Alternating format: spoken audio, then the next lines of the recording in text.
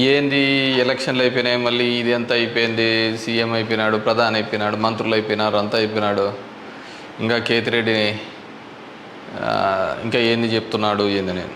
సరే, the beauty of democracy, ప్రజాస్వామ్యం వర్ధిల్లాలని పెద్ద పెద్ద స్టేట్మెంట్లు ఇస్తూ ఉంటాం, అతిపెద్ద డెమోక్రటిక్ నేషన్ అని చెప్పి చెప్తూ ఉంటాం. కానీ ప్రతి చోట కూడా ఏం జరుగుతుంది, ఏం జరిగిందని నేను 2014లో చూసా. దొంగ ఓట్ల ఎక్కించుకునే కార్యక్రమం, దాని మీద విపరీతంగా ఫైట్ చేయడం జరిగింది. తర్వాత దాన్ని ఆధార్ కార్డుతో లింక్ చేయాలని తీసుకున్నారు, కానీ మ్యాండేటరీ కాదు అనేది కూడా ఒక లింక్ పెట్టి తీసుకున్నారు. ఎందుకంటే మనకు అలా దరిద్రం ఉంది. గ్యాస్ సిలిండర్లు కావాలన్నా ఆధార్ కార్డుకి లింకు కావాలా, లేకుంటే ప్రతిదానికి ఆధార్ కార్డుతో ఉండాలి అని చెప్తారు. కానీ ప్రజాస్వామ్యాన్ని నిలబెట్టేది మాత్రం ఆధార్ కార్డుతో మ్యాండేటరీ కాదు అని చెప్పి ఇచ్చినారు. మరి మిగతా దానికందరికీ మ్యాండేటరీ ఎందుకైందో, దీనికి ఎందుకు ఖచ్చితంగా ఇవ్వాలి అనేది మాత్రం మరి ఆదేశించలేకపోయింది. సరే, వాటి మీద దొంగ ఓట్ల మీద అదేవిధంగానే ఇప్పటికీ కూడా ప్రతి నియోజకవర్గంలో 10 నుంచి 20,000 30,000 వరకు దొంగ ఓట్లతోనే ప్రజాస్వామ్యం గెలుపోవటంను డిసైడ్ చేసే పరిస్థితులు ఉన్నాయి. కానీ నన్ను ఎట్లాగో ఎలక్షన్స్ అయిపోయినాయి, ఓడిపోవడం జరిగింది. దీనికి సంబంధించి ఏ విధంగా ప్రతి ఒక్కటి చోట కూడా ఈవీఎంస్ అనేది ఇప్పుడు పెద్ద క్వశ్చన్ మార్క్.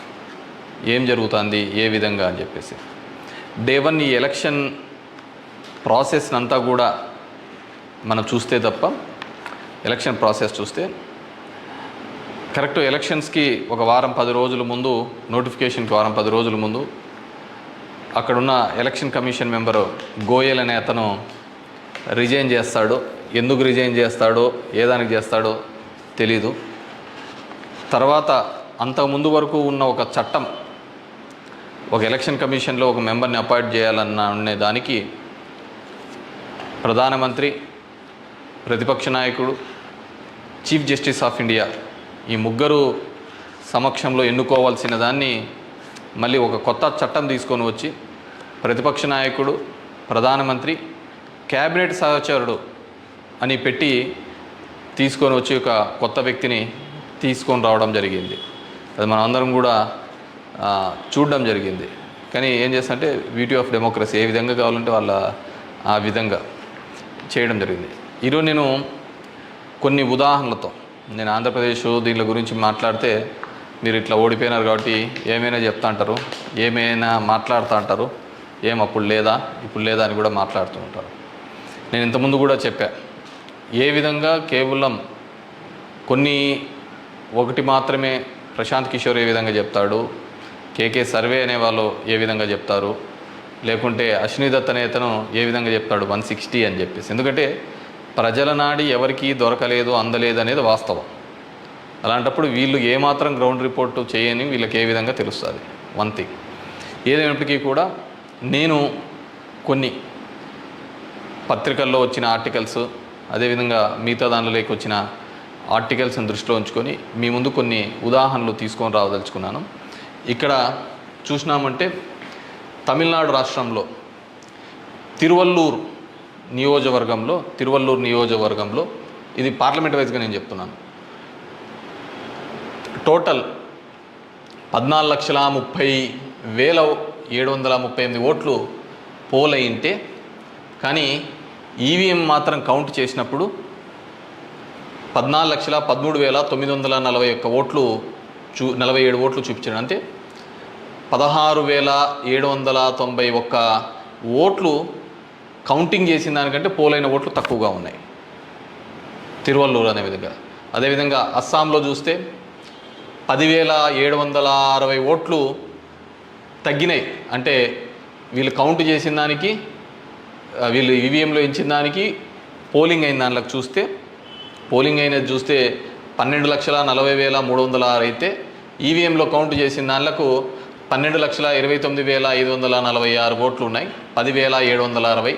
ఒడిస్సా ధెనకల్ అనే చోట 11,93,460 ఓట్లు ఈవీఎంలలో పోలయింటే, ఈవీఎంలు కౌంట్ చేసినప్పుడు మాత్రం 11,84,33,000 9,427.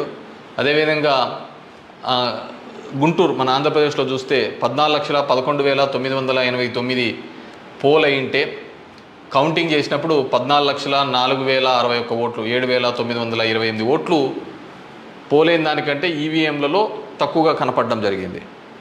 అదేవిధంగా ఎక్సెస్ వచ్చినాయి, అంటే పోలైన దానికంటే ఈవీఎంలలో ఎక్సెస్ రావడం జరిగింది.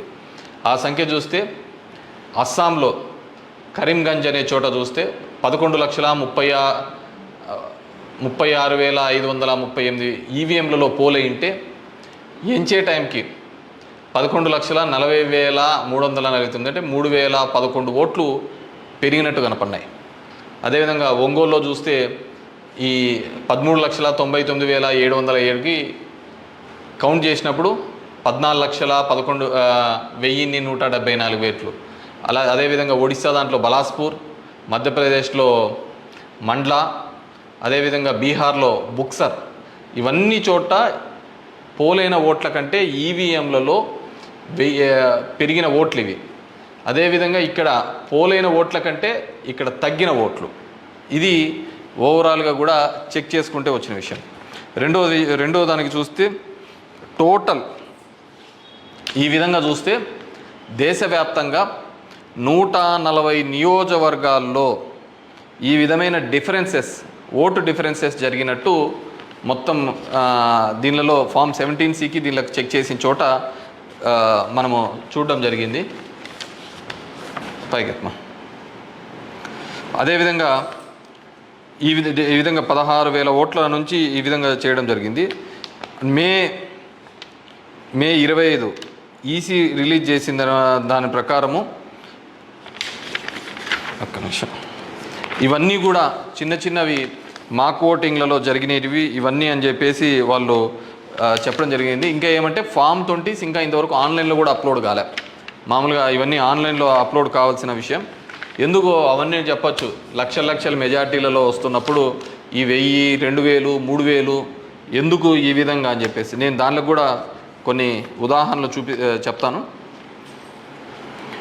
దీనిలో సంబంధించి చూస్తే మొదటిది ముంబై నార్త్ వెస్ట్ మహారాష్ట్ర దానికి సంబంధించి మొత్తం ఈవీఎంలలో పోలైన ఓట్లు 9,51,580 ఓట్లు మొత్తం పోలైనాయి.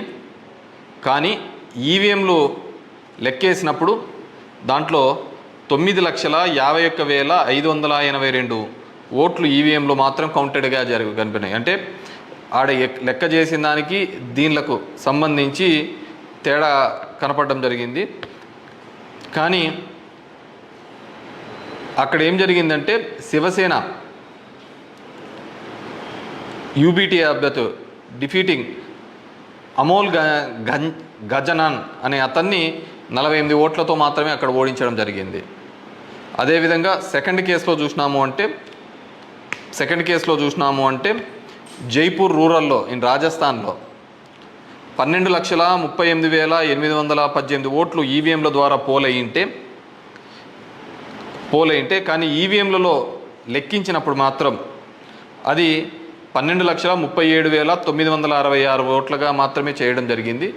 852 ఓట్లు అక్కడ కౌంట్ కాలే. 852 ఓట్లు అక్కడ కౌంట్ కాలేదు. బీజేపీకి సంబంధించిన రావు రాజేందర్ సింగ్ అనే అతను ఈ సీట్ని గెలవడం జరిగింది.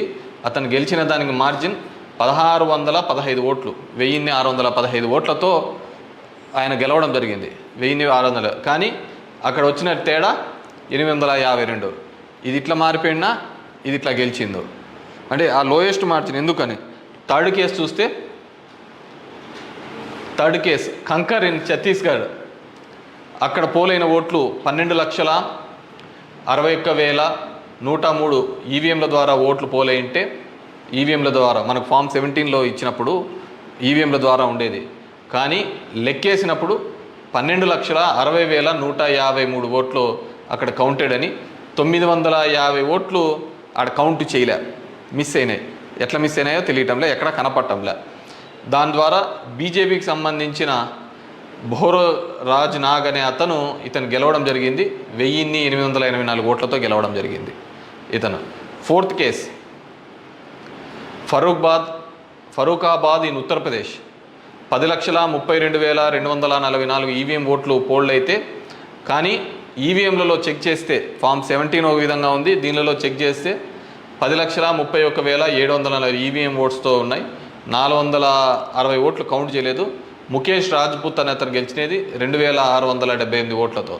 ఇటు గెలుపోవటంలో కంటే మార్జిన్ కంటే అసలు ఈ ఓట్లను ఎక్కడికి పోతున్నాయి, ఎక్కడికి మిస్ అయిపోతున్నాయి. అండ్ ఈ కేసులలో చూస్తే ఇవి అసలు వివిప్యాట్లను కౌంట్ చేయాలని, అదేవిధంగా 100% ఇవన్నీ మాల్ ఫంక్షన్గా జరుగుతున్నాయని చెప్పినా కానీ మార్జినల్ ఎల్లరని, అదేవిధంగా సర్ప్లస్ ఓట్లు ఎందుకు వచ్చినాయనే విషయాన్ని ఇంతవరకు కూడా ఎలక్షన్ కమిషన్ చెప్పలేకపోయింది. అదేవిధంగా పార్లమెంట్ వైజ్గా ఎక్కడ తగ్గినాయి ఏ విధంగా అని చెప్పేసి ఇంతవరకు ఒక స్టేట్మెంట్, ఒక రీజనబుల్ స్టేట్మెంట్ కూడా ఇవ్వలేకపోయింది.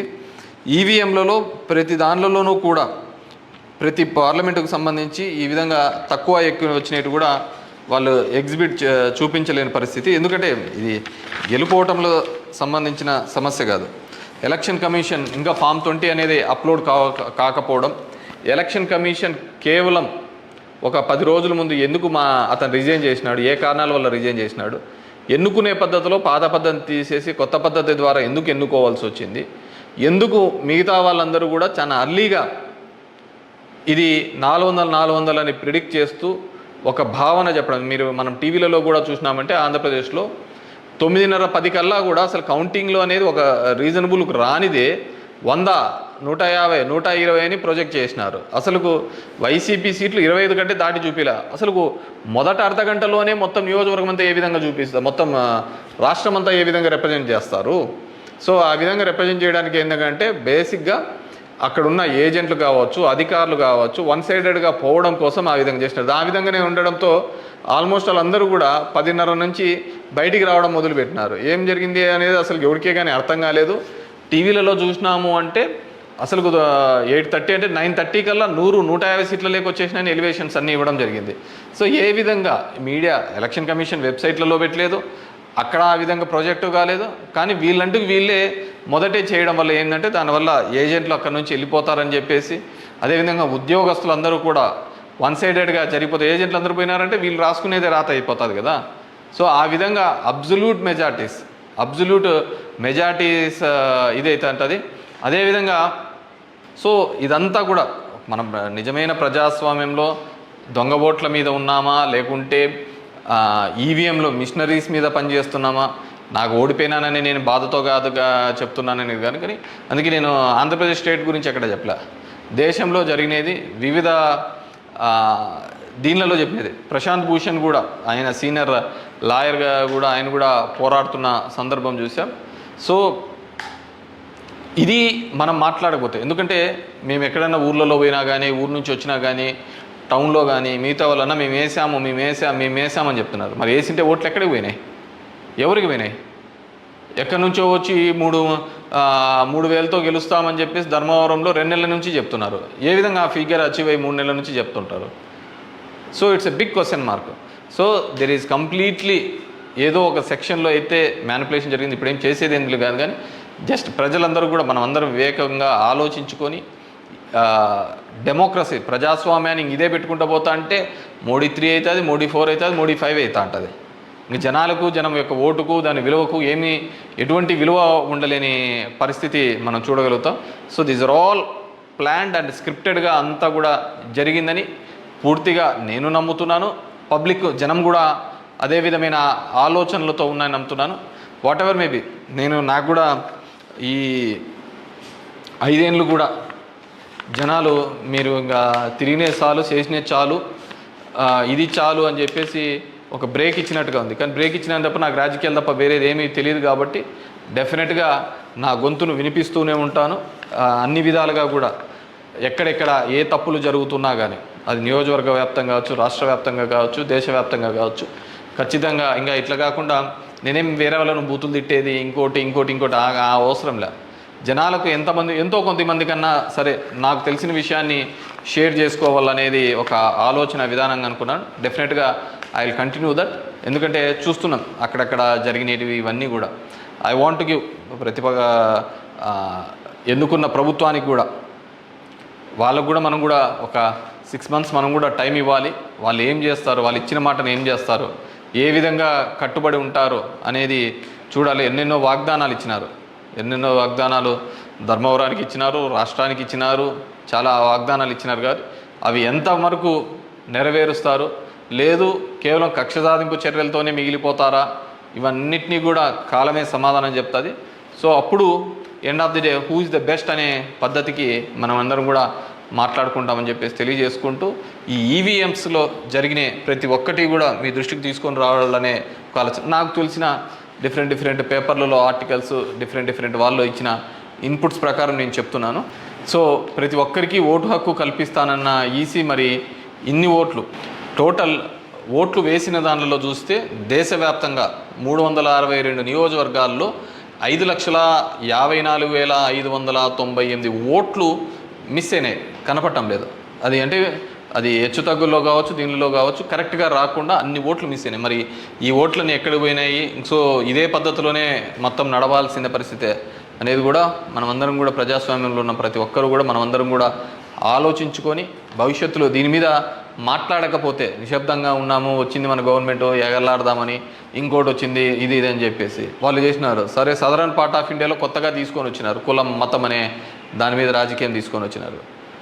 కానీ ఇవన్నిటినీ కూడా ఆలోచించాలి. డెమోక్రసీని మళ్ళీ మనమందరం కూడా నిలబెట్టాలి అంటే కూడా ఇవన్నిటినీ కూడా ప్రజలు ఆలోచించుకొని వారి గలం ఇప్పి వారందరూ కూడా వీటి మీద మాట్లాడాల్సిందిగా కోరుతున్నాను.